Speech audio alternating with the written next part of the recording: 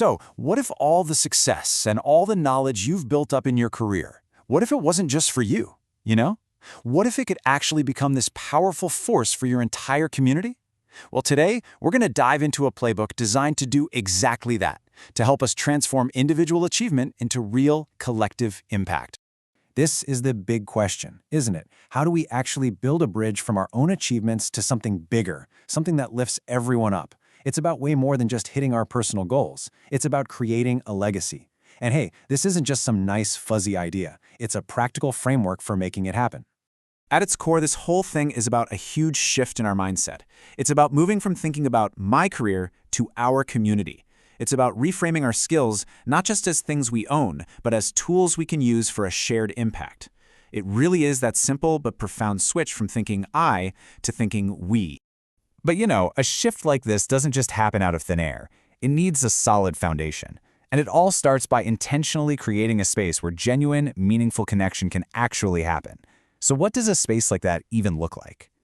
Well, the objectives for this space are incredibly specific. First, it has to be a safe space. That's totally non-negotiable, because without it, nobody's going to share honestly. Second, it's about bridging the gaps, connecting the wisdom of experience with the energy of the next generation. And finally, this isn't just a talking shop. It's about building a launch pad for real collaboration down the line.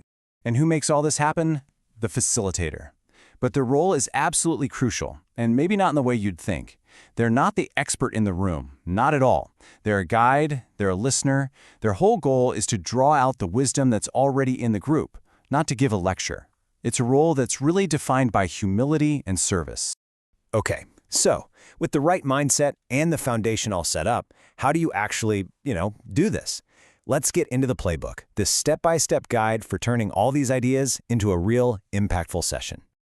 So the playbook kicks off with the basics. Step 1 is just pure human connection, building rapport so people feel like they're in a room with peers, not just a bunch of strangers.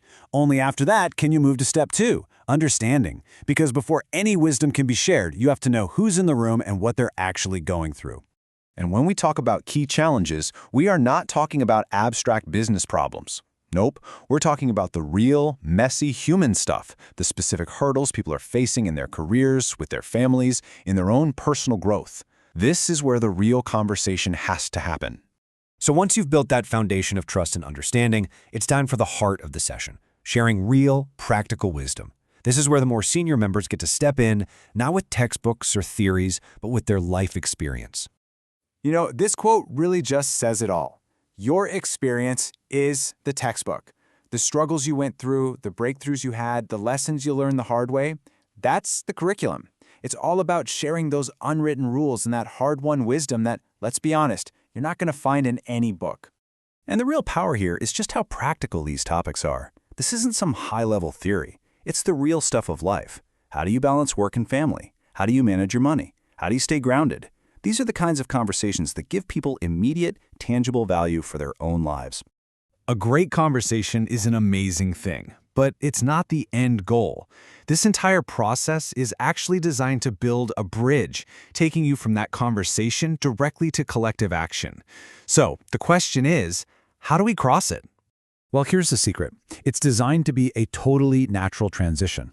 All that energy, all those ideas and connections that you build during the discussion, they aren't supposed to just fizzle out.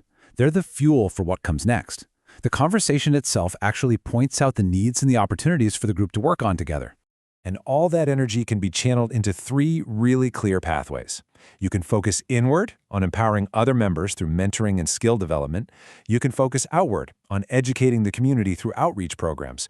Or you could focus on advancing knowledge through things like collaborative research. It gives you a clear menu for how to make a difference.